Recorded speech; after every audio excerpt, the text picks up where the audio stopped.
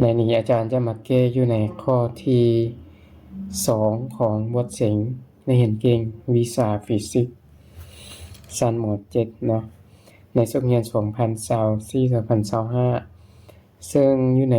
บทเสียงขั้นเมืองระดับเมืองของแข่งนครหลวงเนาะทุกเมืองที่อยู่ในนครหลวงจะได้เสียงเนาะอยู่ในบทนี้และข้อที่เสียง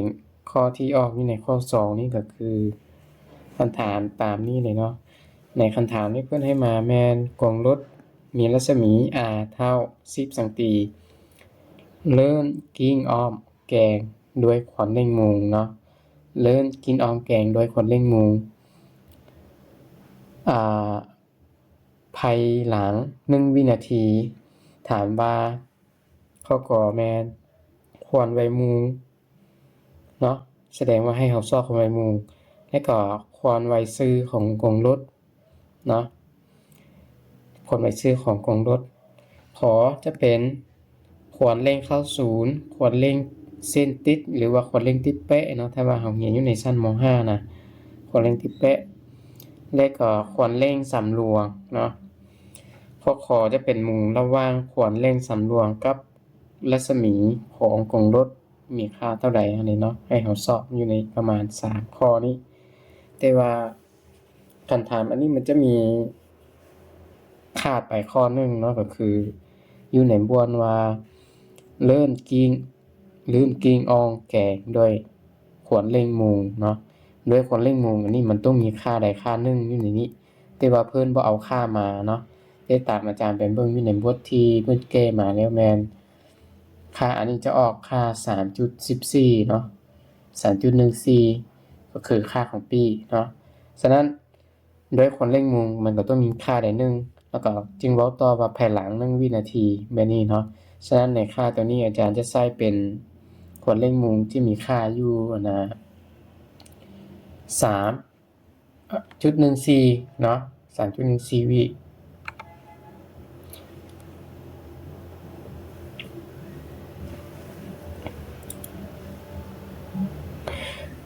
อาจารย์จะเขียนใช่ว่า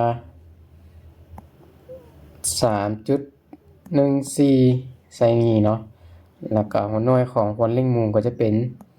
ราเดียนต่อวินาทีกำลัง2อันนี้นี่อาจารย์ว่า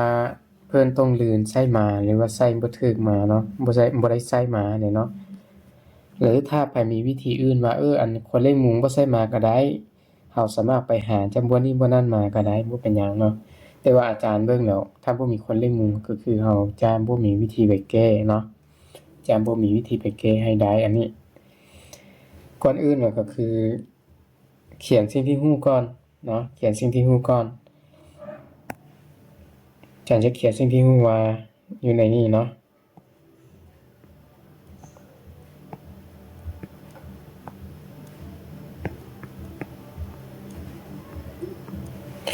เขียนสิ่งที่ฮู้และในนี้รัศมี r แม่นรัศมี r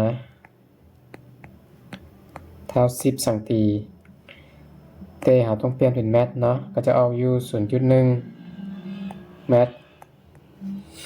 แล้วก็ควอนเร่งมูงก็จะเป็นตัวเอปซิลอนเท่ากับ 3.14 ราเดียนต่อวินาทีเนาะในเวลา t เท่ากับ1วินาทีที่ในสิ่งที่ฮู้ก็จะมีประมาณนี้และตัวที่เราจะไปซอกหาเนาะซอกหานี่ข้อกอเพื่อให้เราซอกความไวมุมก็คือตัวโอเมก้าเนาะเท่าใดกับความไวซื่อจะเป็นตัว v เนาะตัว v ข้อขอก็จะเป็นควรเร่งเข้า0ก็จะเป็นตัว a ห้อย c เนาะนี่เนาะควรเร่งเข้า0แล้วก็มีควรเร่งเส้นติดหรือว่าควรเร่งติดแปะเนาะ จะเป็นตัว A เพิ่นห้อยตัว T เนาะ T ใหญ่ T น้อยก็ได้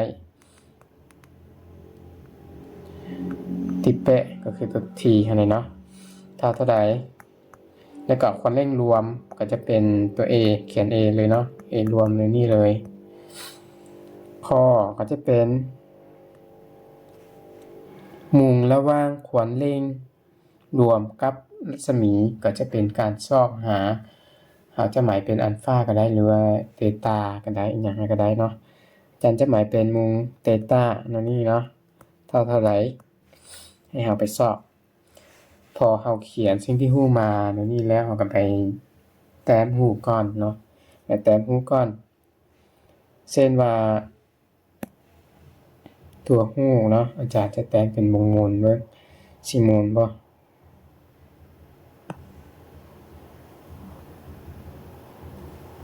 โอเควงมนตัวอย่างอันนี้แม่นกงรถเนาะอันนี้แม่นกงรถและก็จะมีรัศมีเป็นจุดนี้เป็นจุดใจกลางประมาณนี้เนาะแล้วก็มีรัศมีเป็น R ถือว่าอาจารย์จะหมายให้ไปทางอื่นเนาะรัศมีเป็น R เป็นจุดใจกลางแม่น O แล้วก็รัศมีเป็น R แบบทางนี้ทางลงนอนนี่ก็ได้รัศมีแม่น R เนาะเดี๋ยวนี้ควรเร่งเวลามันปิ้นเนาะเวลามันปิ้นตัวอย่างถ้าอาจารย์ให้กงรถนี่ปิ้นมาทางนี้แบบนี้เนาะถ้าให้กงรถปิ้นมาทางนี้เวลานี้ก็จะมีควรเร่งคือควรเร่งซื้อหรือควรเร่งติดเป้นี่เนาะมันจะซื้อขึ้นเทิงแบบนี้เป็น AT อันนี้เนาะควรเร่งติดเป้จากนั้นคือควรเร่งที่เป้มันจะเป็น AT อยู่นี่แล้วควรเร่งเข้าศูนย์ก็คือควรเร่งที่ C มาหาจุดศูนย์ตัว A C ฮะเนาะ C มาหาจุดใจกลาง O นี่เลยเนาะเป็นควรเร่งเข้าศูนย์ฉะนั้นก็คือควรเร่งเข้าศูนย์นี่ก็จะหมายประมาณนี้เป็นตัวลูกศรสีแดงหมายเป็น A C แบบนี้เนาะพอคนเร่งเข้าศูนย์กับคนเร่งติเป้นี่รวมใช้กันจะได้คนเร่งสำรวงอันนี้เนาะแต่ว่าก่อนหาจะสำรวงคนเร่งแล้วจะได้ขีดเส้นเกยาวแบบทาง2นี่เนาะตัวอย่างอาจารย์จะขีดเส้นเกยาวของทาง2นี่ให้ขนานไปแบบนี้ฉะนั้นเวลานี้เราจึงจะได้คนเร่งสำรวงวันนี้ประมาณนี้เนาะจากนั้นก็เฮ็ดลูกศรใส่อันนี้จะเป็นคนเร่ง A ก็คือคนเร่งสำรวงเนาะเอาใส่เวกเตอร์ใส่เมือนเพราะว่ามันเป็นทิศทางเนาะ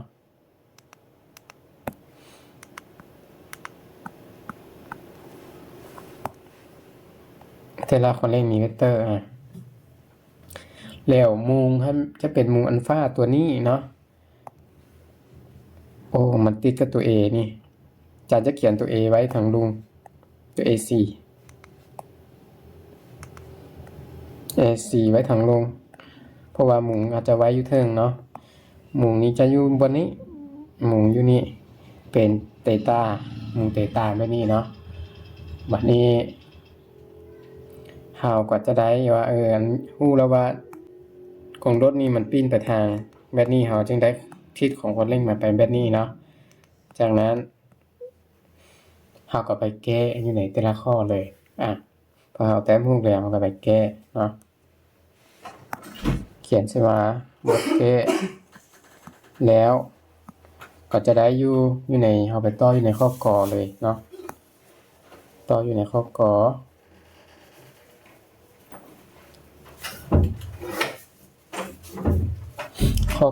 นี่แม่นให้ซอกหาคนใบมุมเนาะเฮาก็จะได้เขียนมาในนี้เขียนใช่ว่าซอกหาควรไว้มุงเนาะก็จะสูบ เขียนสมการจากสูตรโคนใบมุมเราจะใช้ตัวโคนใบมุมแบบนี้เนาะตัวสูตรการเคลื่อนที่ปิ้นหรือว่าเคลื่อนที่มูลเปลี่ยนแปลงเสมอเนาะก็คือโคนใบมูลที่ลบโคนใบมูล0จะเท่าเอ็กซิลอนคูณ t แบบนี้เนาะและโคนใบมุมที่เป็นโอเมก้า0นี่มันจะเท่า0ไปเพราะว่าในการปิ้นของกลลดนี่มันจะเลื่อนจะ0เนี่ยเนาะเลื่อนปิ้นคือมันเลื่อนกิ้งเลยเลื่อนปิ้นอยู่บนตัวนี้เนาะคันถามเลื่อนกิ้งเนาะเลื่อนนี่ก็คือมันเลื่อนจะ0โคนใบมุมมันก็เลยเป็น0มา v โอเมก้าเนาะโอเมก้า t ก็เลยโอเมก้า0ก็เลยเป็น0ฉะนั้นโอเมก้าก็คือตัวค่าโอเมก้า t เนาะเอาเป็นว่าอาจารย์จะเขียนใช่ไหมโอเมก้า0นี่เท่า0ส่วนโอเมก้า t ก็คือเราจะเขียนเป็นโอเมก้าก็ได้เนาะโอเมก้าธรรมดาก็ได้ฉะนั้นในสูตรก็จะได้อยู่แบบโอเมก้าเท่าไปเอปซิลอน t นั่นนี่เนาะก็แทนค่าเลยเอปซิลอนแม่น 3.14 คูณ t t แม่น1วิก็จะเท่า1คือ9ก็จะออกอยู่ 3.14 หัวหน่วยจะเป็นราเดียนเนาะต่อวินาทีเนาะโอเมก้าเท่ากับ 3.14 ราเดียนต่อวินาทีแบบนี้พอข้อก่อเราได้คนใบมุมแล้วเราสามารถสอบหาคนใบซื่อเนาะสอบหาคนใบซื่อจากสูตร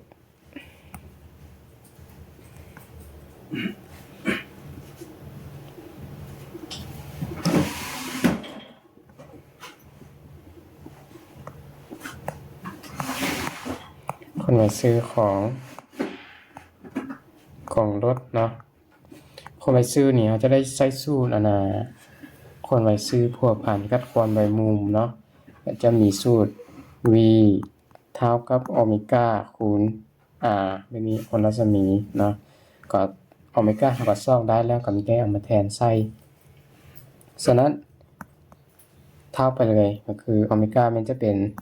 3.14 ที่เราเกออกอยู่ในนี้เนาะคูณใช้กับ r รัศมี10สังตีก็คือ 0.1 เมตรเนาะ 0.1 เมตรจะเป็น 0.1 ฉะนั้นคนวัยเวลานี้ก็จะเท่าอยู่ 0.314 เนาะหัวหน่วยเป็น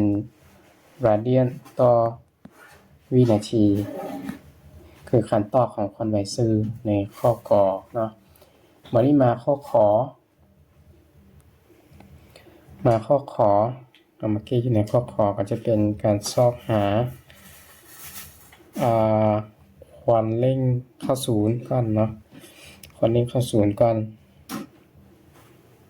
ข้อขอนี่สอบหาความเร่งเข้าศูนย์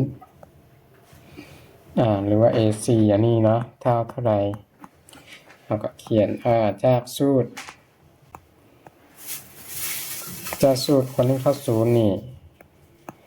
จะเท่า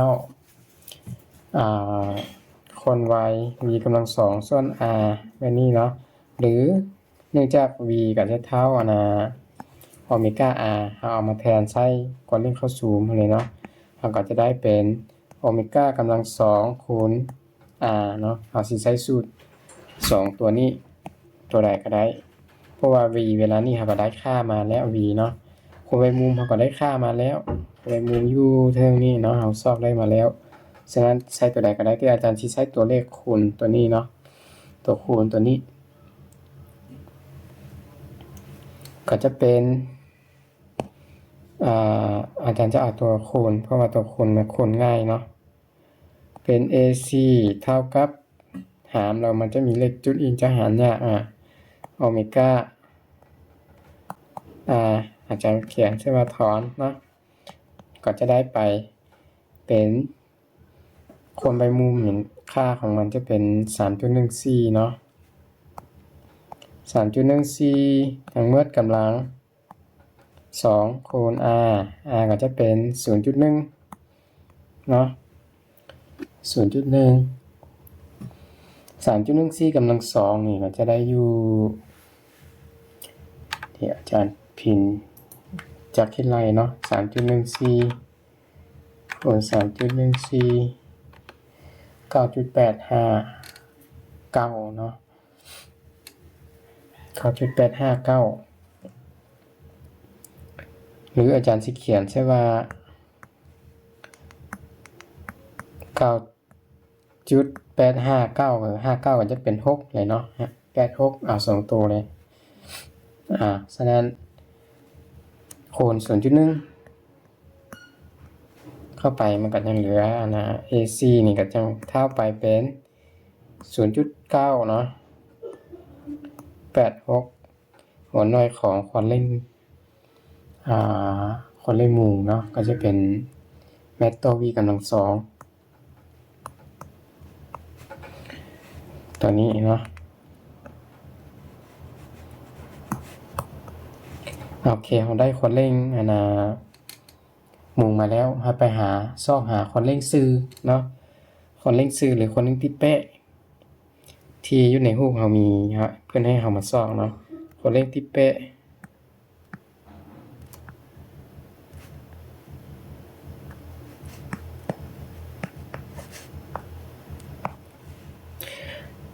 ความเร่งเส้นติดเนาะเพื่อนว่าเส้นติด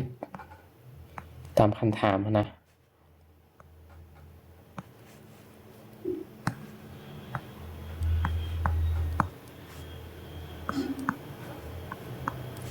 ติดเป๊ะอันนี้ก็ได้เนาะคือตัว A T เท่าไหร่ความหมายปัญหาคือตัวนี้เราก็ได้จากสูตรเนาะอิงตามสูตรก็ได้เขียนชื่อว่าอิงตามสูตร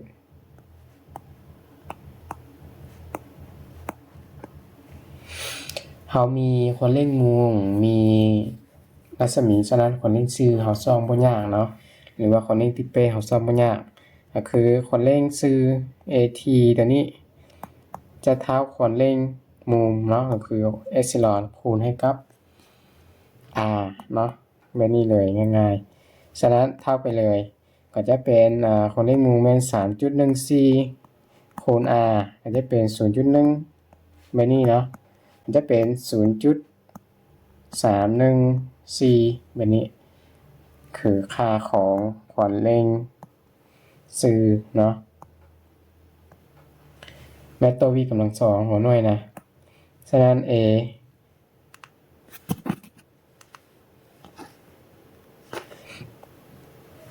เวลานี้ AT เวลานี้จะเท่าอยู่ 0.314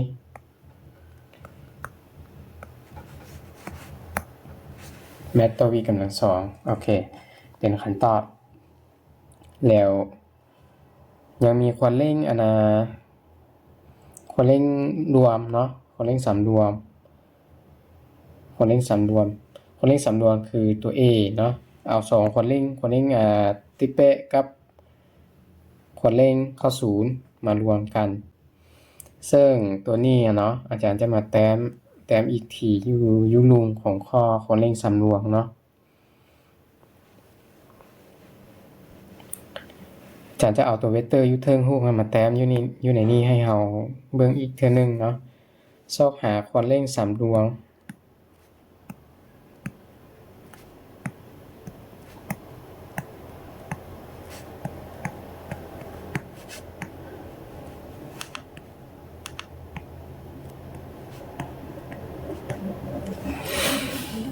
คือตัว A อันนี้ไหนเนาะเท่าไหร่อาจารย์จะแต้มรูปก่อนอยู่ในข้อนี้นะแต้มรูปคืนก็คือเรามีตัว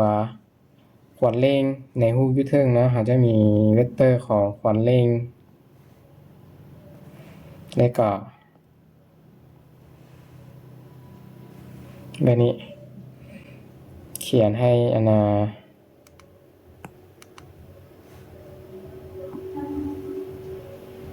ประมาณนี้เนาะให้สองเท่ากันแล้ว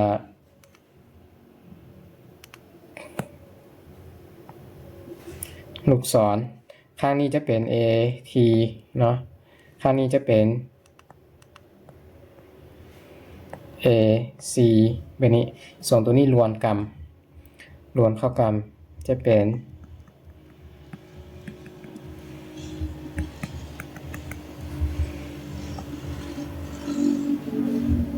แบบนี้เนาะลูกศรอันนี้ก็จะเป็น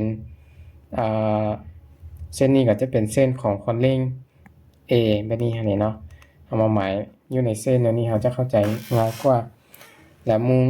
มเตต้าก็คือมุมอยู่นี่เตต้าอยู่นี่เนาะเตต้าอยู่นี่แล้วเราก็จะได้รูปเอาเป็นเบิ้งเดี๋ยวนี้เอาเนาะข้างนี้ก็เท่าข้างนี้แบบนี้เนาะส่วนข้างนี้ก็จะเท่าข้างนี้ฉะนั้นข้างนี้ก็จะเป็น AC คือกัน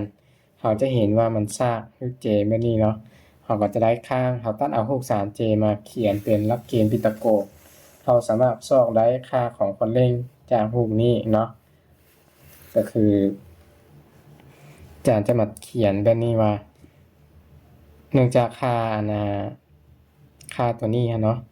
หรืออาจจะเป็นมุมนี้ก็จะเท่ามุมที่เทิงนี้เนาะ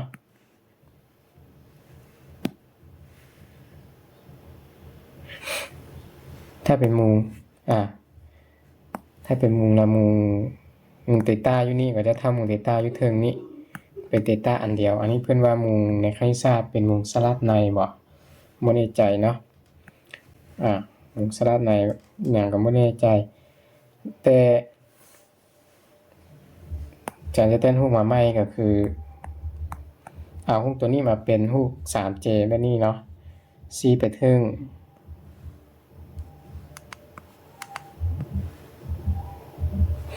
แบบนี้อันนี้เป็นขวัญเร่ง AT ข้างนี้เป็น AT และข้างนี้เป็น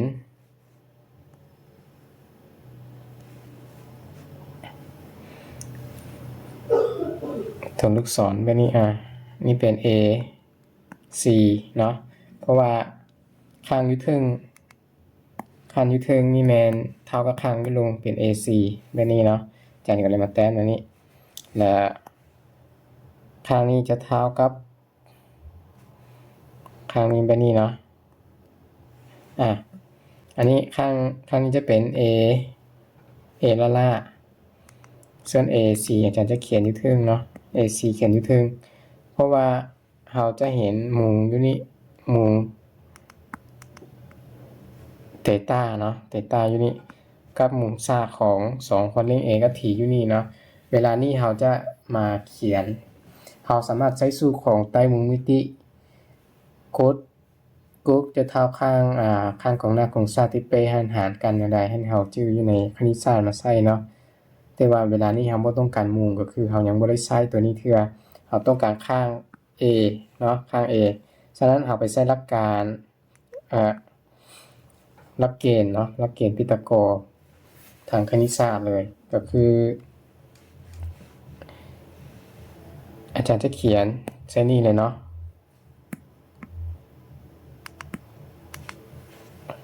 ใช้สีดำอิงตาม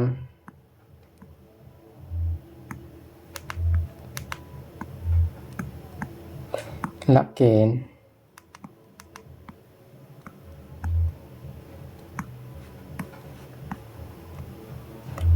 พีทาโกรัสของรูป 3J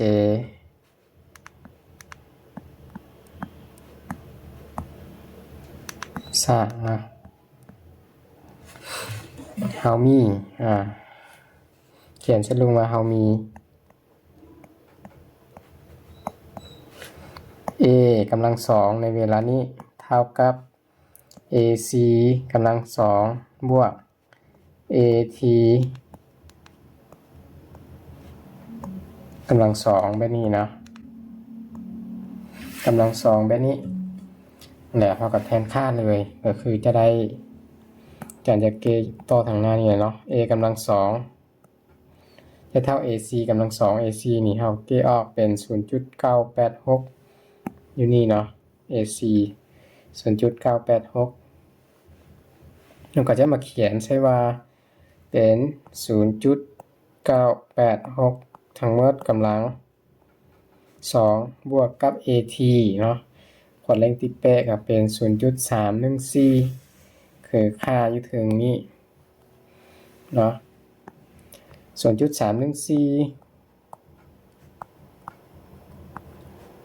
กำลัง2เท่าไปก็จะได้ขึ้นกำลัง2ให้กับ2ตัวนี้ก่อนเนาะ2ตัวนี้ก่อนจะเป็น 0.986 กำลัง2กำลัง2นี่มันจะออกคือมันออกคือ9อ่ะ 0.986 คูณ 0.986 ออก 0.97 เนาะ 0.97 ฉะนั้นก็จะออกเป็น 0.972 เอา3ตัวก็ได้เนาะบวก 0.314 กำลัง2ก็จะออก 0.0986 เนาะ 0.0986 เดี๋ยวนี้ยังมีทั้ง2ก็มีกำลัง2แล้วเนาะเอามาบวกกันเลย0.972 บวก 0.0 อีกทีเนาะ986 เท่าไปเป็น 1.07 เอาจุดส่งต่อก็ได้เนาะออกอยู่ 1.07 แต่ว่าเวลานี้ยังมี a เป็นตัว a กำลัง2อยู่เนาะเท่ากับ 1.07 ถ้าถอน a ก็จะเอาเป็น5ขั้น2อันนี้เนาะของ 1.07 ประมาณนี้ถอน5ตัวนี้อันแหละถ้ามันเป็น5ขั้น2ของ1กับเท่า1คือ9เนาะ1จุดปลายกับเท่า1คือ9แต่ว่าสิลงถอน5มือเนาะ0จุดบ่เป็น0จุดเนาะ1จุด1.07 5ขั้น2จะได้เป็น 0.034 เนาะบ่เป็น 0.1.034 ประมาณนี้ซึ่งค่าของควอนเร่งก็จะเป็นหน่วยก็จะเป็นเมตรเนาะต่อวิกำลัง2 a ควอนเร่งสำรวมเวลานี้จะเป็น 1.034 เมตรต่อวิกำลัง2คือคำตอบเวลานี่นะอยู่ในข้อขอมานี่ข้อคอเพื่อให้เราไปซอกหามุมระหว่างนี่เราเบิ่งคำถามขึ้นอีกรอบนึงเนาะให้เราซอกหามุมระหว่างควรเร่งสำรวมกับรัศมีเนาะควรเร่งสำรวมกับรัศมีนี่มีค่าเท่าไหร่เนาะเราเบิ่งอยู่ในรูปเลยควรเร่งสำรวมก็คือทิศนี้เนาะรัศมีก็คือทิศนี้ก็คือมุมเทต้าที่เราหมายไว้เตทำอิฐเนาะมุมเทต้ามันเท่าใดซึ่งรัศมีนี่ก็ทางเดียวกับควรเร่งเข้า0เนาะฉะนั้นหากได้อยู่ในนี้เนาะใช้เอารูป 3J มาไล่คือเก่าก็คืออิงใช้รูป 3J ใต้มุมมิติแบบนี้แล้วเราเอาไปกำหนดค่าของต่างเนาะกำหนดค่าของต่างบางทีนี่ บางคนอาจจะงงอยู่บ่นี้ว่าข้างใดเป็นข้างใดอาจารย์จะเขียนอีกย่อเติมใส่นี่เนาะใส่ในรูปนี้ว่าแต่ละข้างเป็นข้างใดข้างใดถ้าใครฮักลืมเนาะข้าง C ข้าง AC นี่ก็คือข้างข้างติดเป๊ะเนาะติดเป๊ะเพราะมันติดกับมุมฉากกับมุมที่เฮากำหนดไว้เนาะและข้าง A ก็จะเป็นกองซากเนาะข้างกองซากซึ่งหน้ากับมุมซากส่วนบางข้าง AT เนาะเป็นข้างกองหน้าเนาะ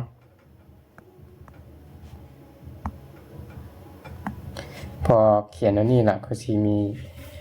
คนเข้าใจว่าข้างกองหน้ากองซากที่เป๊ะเป็นข้างใดแล้วเนาะแล้วเขาก็ไปกำหนดโค้ดสินตั้งซอกตัวใดก็ได้เพราะว่าใช้โค้ดใช้สินใช้ตังก็ได้ตัวใดก็ได้เพราะว่ามันมีคู่ค่าแต่ละอันหมดแล้วเนาะค่ากองหน้ากองซากที่เป๊ะฮู้หมดแล้วฉะนั้นเราใช้ค่าตัวใดก็ได้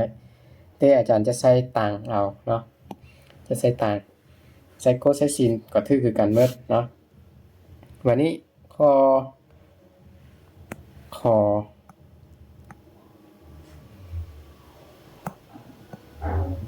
จะเขียนว่าซอกหาเตต้าเนาะ1เตต้าเฮามีเนาะ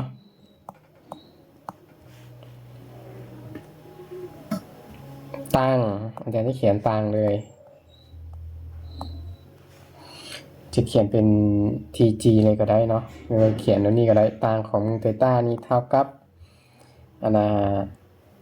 ต่างมันจะเท่าศีลส่วนกฎเนาะศีลส่วนกฎหรือว่าจะเป็นข้างกองหน้าหารให้กับติปเป้เนาะกองหน้าก็จะเป็น AT กองหน้าก็จะเป็น AT ติปเป้ก็จะเป็น AC เนาะจะเท่า AT ส่วน AC เนาะก็จะเท่า AT ส่วน AC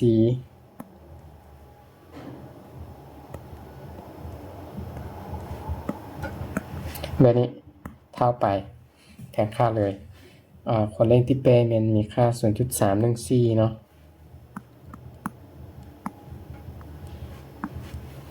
แล้วก็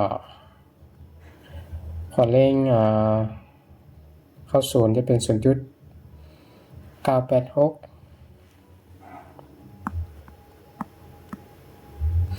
หรือว่าง่ายๆคือ 0.986 นี่มาจากที่บ้านอะไร 3.14 อันนี้เนาะ 0.986 0.986 ก็มาจาก 3.14 กำลังสองคือกันเนาะกำลังสองคูณให้กับ 0.1 เนาะแต่ 0.314 มันบ่ได้คูณคืออาจารย์จะแตกเป็นตัวเลขเนาะนี่เพื่อให้มันได้ตัวเลขงามๆเนาะแบบว่าฉันจะเขียนมาว่า 3.14 ที่ว่าอะไร 3.14 ตัวนี้กันได้มาจาก 3.14 คูณ 0.1 ตัวทางรูนี่กันได้มาจาก 3.14 เนาะกำลังสองนั่นแหละแต่ว่ากำลังสองก็คืออาจารย์จะคูณ 3.14 2 รอบเนาะคูณกับ 0.1 แบบนี้เนาะคือเป็นค่าอันนี้ 3.14 อยู่ใส่ค่านี้เนาะ 3.14 กำลังสองก็คือ 3.14 คูณ 3.14 2 เทื่อเนาะคูณกับ 0.1 มันจึงจะออกมาค่าตัวนี้เนาะหลังจากนั้นเขาคัดกันอยู่บนนี้ก็คือ 0.1 กับ 0.1 แล้วก็ 3.14 กับ 3.14 เนาะขีด2ขีดตัวที่เป็น2ขีดคือกันมันจะคัดกันไปนั้นเนาะหรือว่าเอาเป็นว่าขีดแบบขีดต่างกันขีดต่างกันเพื่อให้รู้ว่าคัดตัวที่คือกันอย่างใดหันออกจะได้1ส่วนให้กับ 3.14 1ส่วน 3.14 ออกอย่างใดก็ต้องหารคือ9เนาะ โอเคเมื่อใดเราก็ต้องหารคือเก้าฉะนั้นอาจารย์ก็จะได้ตังอยู่ลงนี้เนาะจะเป็นถอนตั้งเตต้าเท่ากับ1ส่วน 3.14 ก็จะเอาอยู่ 3.14 แมนออกอัน1ส่วน 3.14 เนาะ1หารให้กับ 3.14 เท่าอยู่ 0.318 เวลานี่ถ้าเราอยากได้มุมนี่เราต้องได้ถอนต้องได้ใช้เครื่องคิดเลขอย่างเดียวมันบ่ตรงอยู่ในแต่มุมมิติแบบบ่ตรงอยู่ในแต่มุมมิติแปลว่า5คัน2ของ3ส่วน3บ่อิหยังมันจะตกมุมเท่าใดหั้นนะหรือว่า5คัน2ของ2ส่วน2บ่หรือว่าเท่า1บ่เราจะฮู้ว่าแต่มุมมิติมันต่างมันตกกงกับค่าใดแต่ว่าอันนี้มันบ่ตรงมันเป็น0จุดอันนี้เราจะได้ถ้าเราจะได้มุมแท้เราจะได้ติดเครื่องคิดเลขเนาะติดเครื่องคิดเลขคือแบบนี้เนาะอาจารย์จะเดี๋ยวนี้ยังเป็นต่างอยู่ถ้าเราว่ามีเครื่องคิดเลขแล้วเราจะเกไปตอมแบบนี้เนาะก็คือเราได้ต่างแมนเราได้ต่างเวลานี้ต่างของเทต้าเท่ากับ 0.318 เนาะถ้าเขาจะได้มูก็คือถอนมูถอนเทต้านี่จะเท่ากับ 0.31 ถอนมูนี่จะเท่าจะต่างจะกลายเป็นต่างเนาะต่างหรือว่าต่างกำลังลบ1ต่างกำลังลบ1ของค่าที่เรามีคือ 0.318 ต่างกำลังลบ1ของอันนี้ถ้าเราบ่มีเครื่องคิดเลขก็คือเราเก้ฮอดนี้เราหมดเลยเนาะ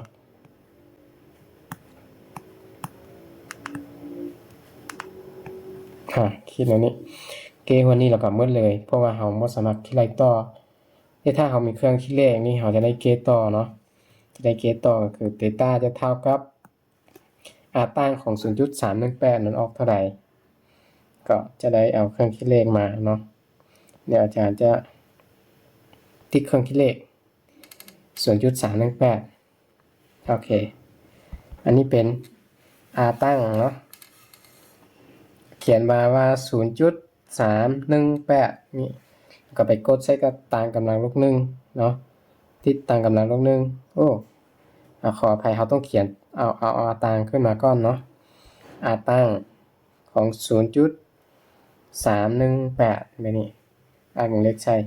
แล้วมันจะออกอยู่ 17.64 เนาะ 17.64 องศาเนาะองศาฉะนั้นเวลานี้เราจะได้มุมแมน 17.64 องศาแบบนี้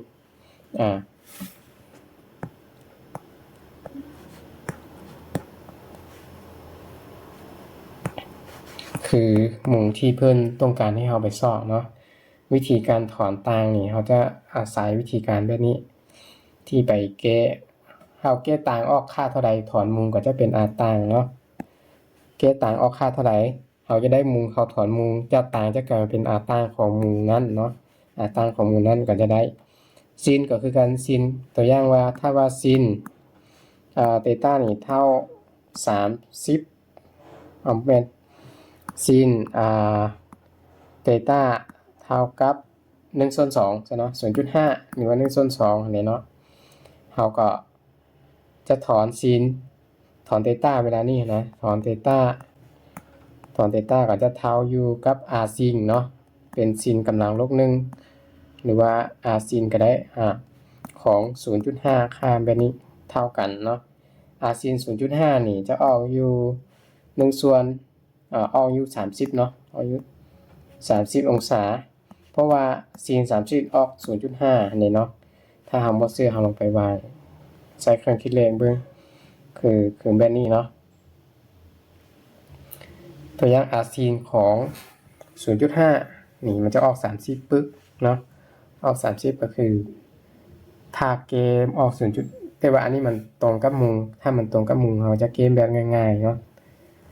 ถ้ามันตรงกับมุมคือตัวอย่างเทียบกับซิน เทียบกับศีลตัวอย่างแบบว่าหรือว่าอาจจะเป็นตางก็ได้ถ้าเฮาแก้ตางออก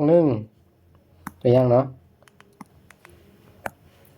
อันนี้อาจารย์จะแก้แบบตัวอย่างตางให้เบิ่งตัวอย่างตางของเทต้านี่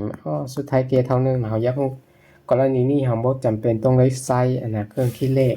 เฮาก็แก้ออกเนาะแบบว่าค่า1นี่มันมีอยู่ในตารางใต้มุมมิติในค่าที่เพิ่นกำหนดมามันตรงอยู่กับมุม45เนาะก็เพราะว่ากฎ45หารsin 45นี่เท่า1ก็คือต่างเท่า1sin หารกฎก็เท่า1เท่านี้เนาะ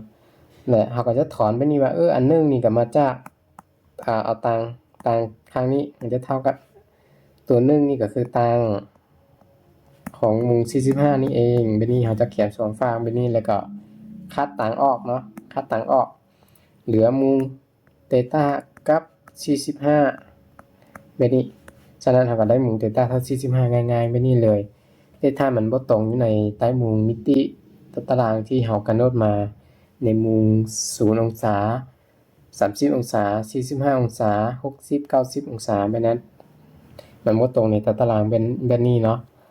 เราก็จะได้ใช้วิธีการคิดไล่โดยเกมของนี้ก็จะพอถ้ามีเครื่องคิดเลขเราสามารถติดซอกหามุมว่ามันออกเท่าใดแท้เนาะแบบนี้ได้เนาะโอเคฉะนั้นอยู่ในข้อที่2ก็จะประมาณนี้ที่ว่าคลิกนี้กันยาวเตอร์เนาะอาจารย์เว้าซ้ำไปซ้ำมาเฮ็ดให้ยาวโอเคเฮามาเบิ่งคืนเกี่ยวกับบทเลขเนาะบทเลขนี้สำคัญอยู่บนคำฐานคืออาจารย์ว่าถ้าน้องใดที่มาเก้อยู่ในบทเสียงตัวนี้หรือว่าเป็นนักเรียนที่มาเก้ฮอดแล้วบ่ได้ค่าของคนเล่งมุงนะน่าจะคิดบ่ออกเกมบ่ได้อันนี้เลยบ่ได้จักเทื่อเพราะว่าคันถามมาน่าจะบ่ถูกอยู่แล้วคันถามมาน่าจะบ่ถูกอยู่แล้วเนาะฉะนั้นถ้าบ่มีค่าของคนเล่งมุงอันนี้มาคือเพิ่นว่าเลิ่นปิ้นกิ้งเนาะลื่นกิ้งออมแกงโดยคนเล่งมุงบ่มีค่าไปสิไปเกได้เนาะฉะนั้นต้องมีค่ามามันจะเป็นคำถามที่สมบูรณ์เนาะแต่ว่าน่าจะแม่นเพิ่นใช้บ่ได้อยู่ในบทเลขพอเราเขียนสิ่งที่รู้มาแล้วเราก็ไปแต้มรูปเนาะแต้มรูปนี่มีโอกาสได้คะแนนน่าจะบ่หลายแต่ว่ามันก็ได้คะแนนจากรูปนั่นแหละเพราะว่าเราจะได้เอารูปตัวนี้ไปแก้เนาะเอารูปตัวนี้ไปแก้เวกเตอร์ของรูปตัวนี้ไปแก้คืออยู่ในข้อการซอกหาคนเล่นสำรวงอันนี้เนาะเราจะได้ของหน้าของซาติเปะในการไปซอกหาตั้งเนาะซอกหาตั้งก็อิงจากรูปของกองหน้าของซาติเปะอันนี้รูป 3J ตัวนี้ไปซอกหาเนาะโอเคฉะนั้นอยู่ในข้อที่2หมดประมาณนี้